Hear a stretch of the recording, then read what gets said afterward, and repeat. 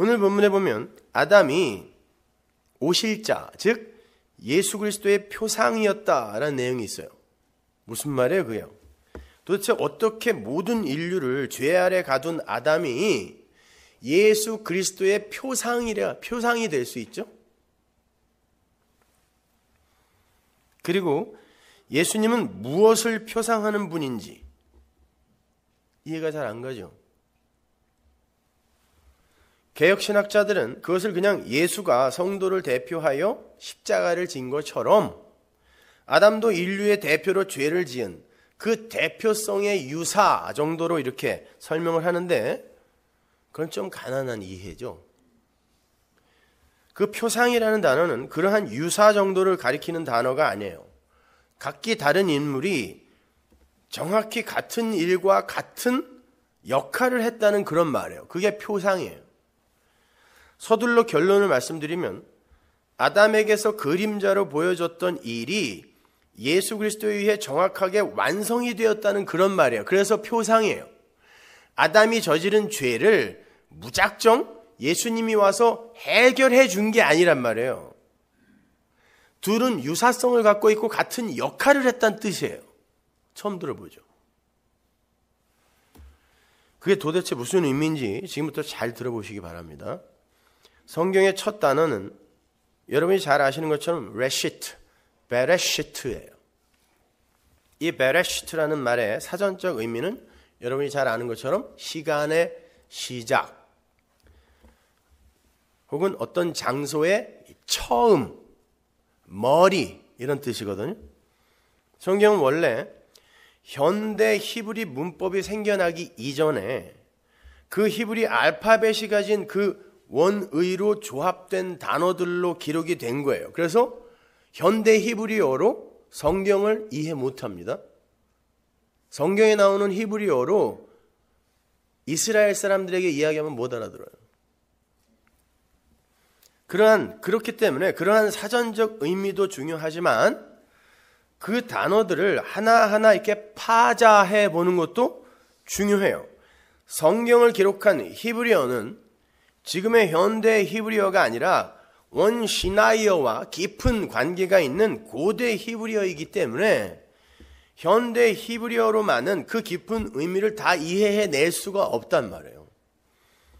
그 베레시트라는 단어를 파자를 해보면요. 자음, 베이트 두 번째 단어거든요. 베이트, 이게 성전이란 뜻이에요. 집, 성전. 레쉬, 이게 머리, 시작. 알렙, 하나님, 사람 이렇게 가리킨 단어고, 쉰, 이건 되새김, 분석 이런 의미예요. 그리고 이오드, 수요일날 말씀드렸죠. 점, 편손 이렇게 편손, 타우, 이게 완성의 표 이런 뜻이거든요. 이게 합성어예요. 이게 베레시트예요.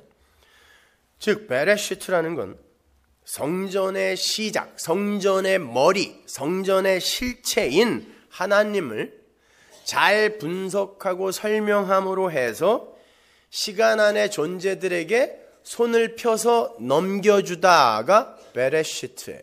그러니까 시작, 시간의 시작, 시간이라는 것, 역사라는 것 자체가 묵시를 잘 분석하고 설명하여 유한의 존재들에게 손을 펴 넘겨주는 것 이런 뜻이에요. 그래서 베레시트로 시작이 되는 거예요. 성경뿐만 아니라 역사 전체가 바로 그 이야기를 설명하는 거다라는 뜻이에요. 완료된 뭔가를 유한의 존재들에게 잘 이해시켜 손을 펴 넘겨주는 것. 복음을 전한다 할 때 그 단어를 쓰죠. 넘겨주는 것. 이게 역사이며 말씀이라는 말입니다. 그걸 그냥 소리내 읽어서 베레시트란 말이죠. 그러니까 이 시간과 천지라는 공간은 한마디로 하늘의 그 영원과 하늘의 참 성전 그리고 하나님을 설명하기 위한 그 모형으로서의 한시적 현상계라는 의미가 되는 거예요. 그게 성경의 첫 단어인 베레시트라는 한 단어 속에 들어있는 내용이란 말이에요. 쉽게 말해 성경의 첫 단어는 내가 지금부터 현상계의 것들로 하늘을 설명할 테니 잘 들어라 라는 뜻이에요.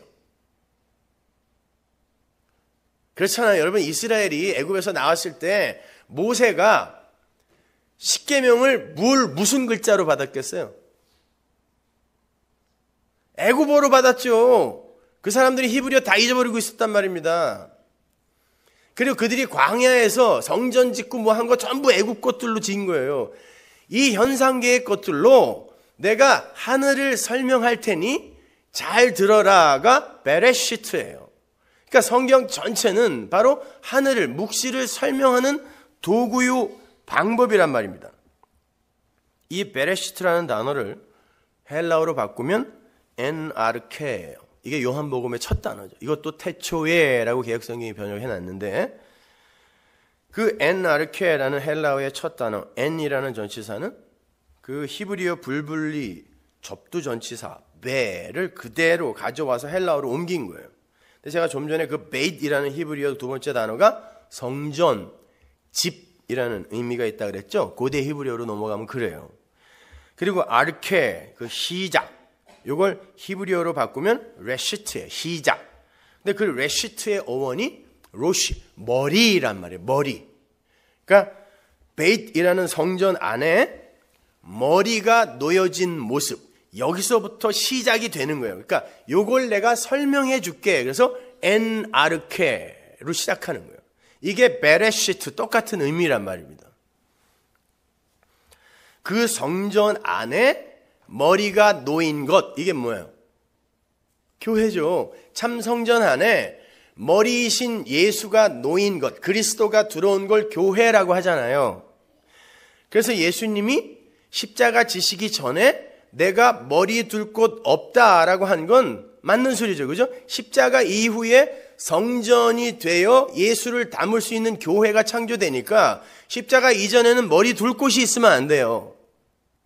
단순히 예수님이 뭐 의지할 곳이 없다, 나는 집도 절도 없다, 이런 의미로 쓴 이야기가 아니란 말입니다.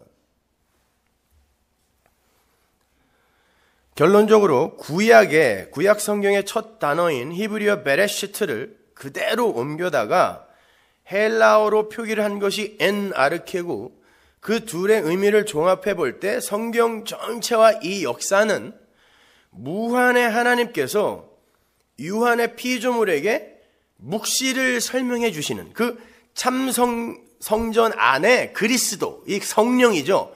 그리스도, 성령이 머리로 들어가서 하나로 연합이 되는 묵시 속 교회, 이게 하나님 나라이고 이게 성전이며 이게 그리스도를 머리로 한 몸이니까 우리 이야기하는 거란 말이에요.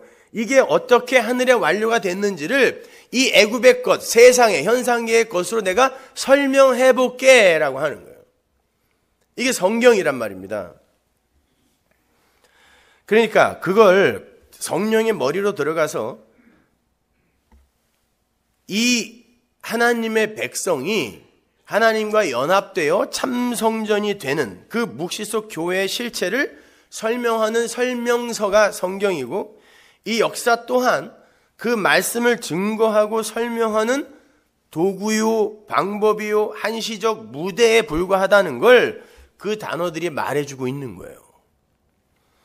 그렇다면 아담이나 하와나 뱀이나 죄나 선악과나 생명나무, 그 역사 속 예수 등은 모두 그 베레시트, 묵시를 현상계의 것으로 설명하여 넘겨주는 그 베레시트 하기 위한 도구요, 방법이요, 수단일 뿐이라는 거예요.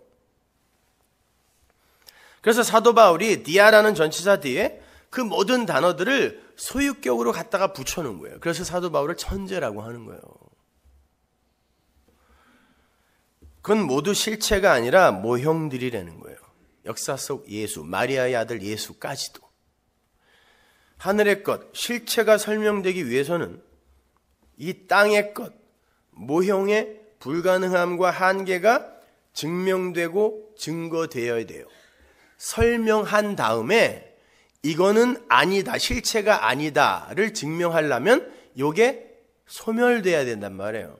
그래서 모형은 다 죽어야 돼요. 그래서 예수도 죽는 거예요. 그래야 실체가 설명이 되고 그 실체의 가치가 입증이 돼요. 그래서 아담 안의 모든 인간이 다 죽는 거예요. 다 죽는 거예요. 모형이니까. 역사 속에 모든 것이 다 죽어요. 다 사라진단 말입니다. 그리고 역사 속 예수도 죽고 죄도 죽고 율법도 죽고 이런 단어들이 성경에 나오는 거예요. 다 죽는 거예요. 모형이기 때문에. 다 사라지고 하나님의 사랑만 남는 거예요. 아가페, 은혜, 영광, 하나님만 남는 거예요. 이게 복음인 거예요. 이게 성경이란 말입니다.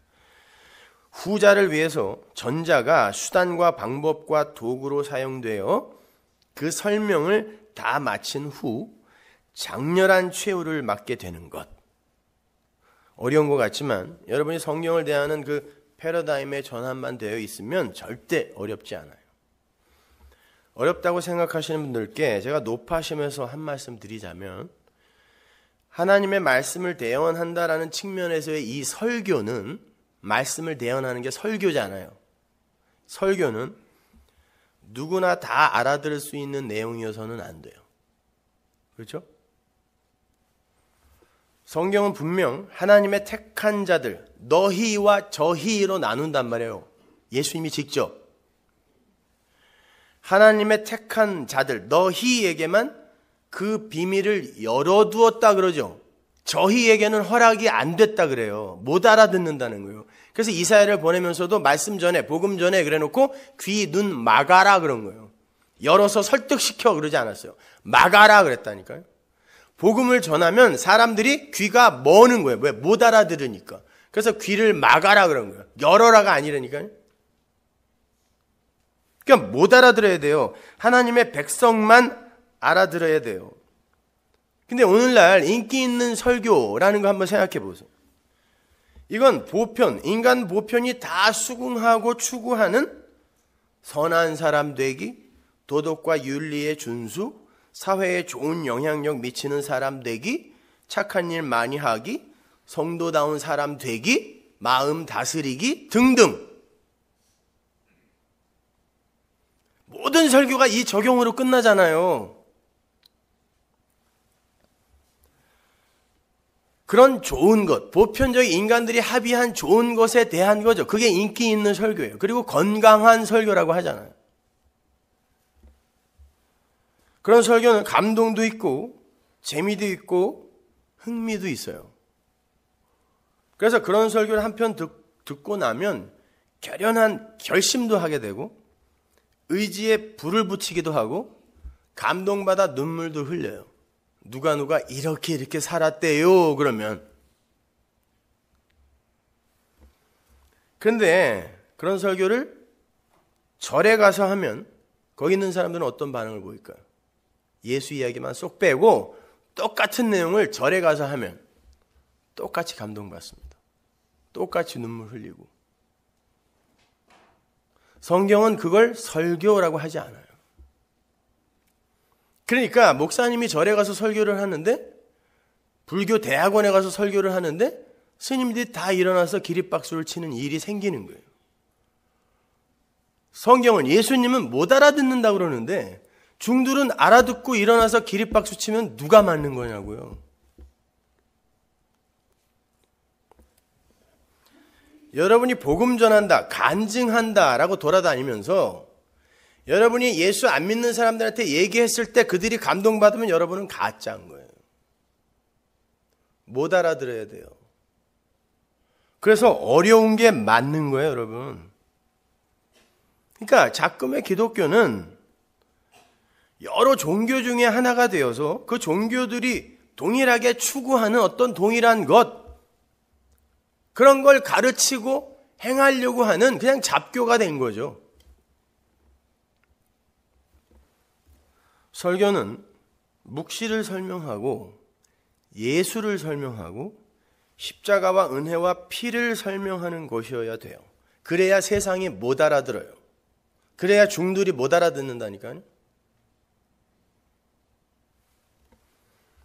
절에 가서 예수, 십자가, 피, 은혜 이런 거 이야기해 보세요. 어떻게 그들이 일어나서 기립박수 칩니까? 그렇게 세상은 알아듣지 못하는 예수 이야기, 하나님 아들 이야기, 은혜 이야기, 그 안에 말씀이 들어있는 자, 아들을 받은 자, 그들만 이해해요.